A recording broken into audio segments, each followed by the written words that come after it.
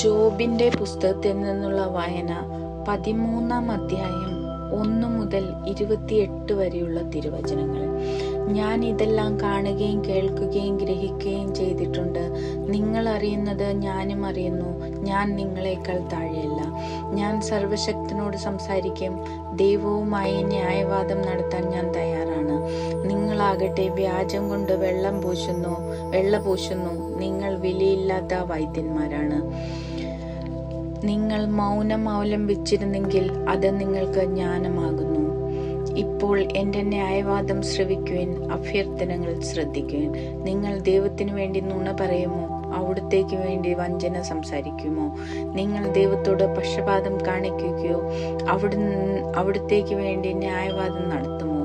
അവിടുന്ന് നിങ്ങളെ പരിശോധിച്ചാൽ നിങ്ങളിൽ നന്മ കണ്ടെത്തുമോ? അല്ലെങ്കിൽ മനുഷ്യനെ പോലെ വഞ്ചിക്കുന്നത് പോലെ അവിടുത്തെ വഞ്ചിക്കാൻ നിങ്ങൾക്ക് കഴിയുമോ? രഹസ്യമായി പക്ഷപാതം കാണിച്ചാൽ നിശ്ചയമായും അവിടുന്ന് നിങ്ങളെ ശകാരിക്കും.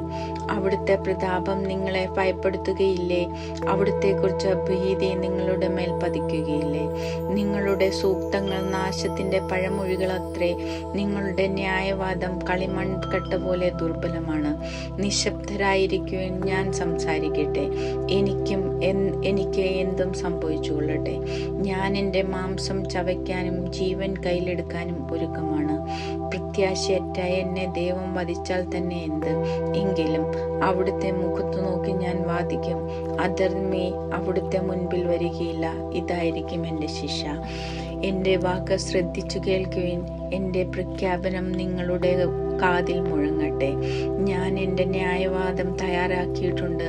ഞാൻ നിർദോഷനെന്ന് പ്രഖ്യാപിക്കപ്പെടുമെന്ന് എനിക്ക് ഉറപ്പുണ്ട്. എന്നോട് തർക്കിക്കാൻ ആരുണ്ട്? എന്നെ നിശബ്ദനായി വധിക്കാൻ ആരുണ്ട്?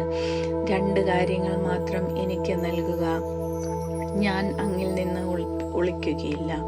അങ്ങയുടെ കരങ്ങൾ എന്നിൽ നിന്ന് പിൻവലിക്കുക.